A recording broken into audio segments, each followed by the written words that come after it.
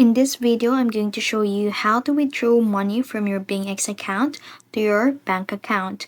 So if you're ready to convert your crypto earnings into cash, this step-by-step guide will walk you through the process. So first, make sure you are logged into your BingX account.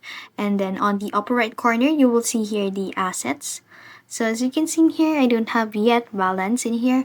So to withdraw funds, you can click this withdraw button and wait for it to load up.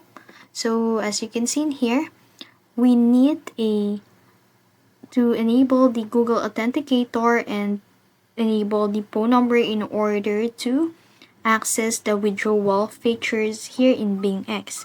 So assumingly we have an access in that, BingX will prompted a currency chooser where you can choose a currency, what kind of currency you want to withdraw, if it's a PHP or Philippine pesos or yen or dollar, it's up to you. And after that, they will proceed you to the withdrawal information details and so on. And after that, assumingly we have a balance in here that we can withdraw, and that's it. Just simply enter your bank account, your bank details, such as your account number only and your name, and that's it. That's how you withdraw money from BingX to your bank account.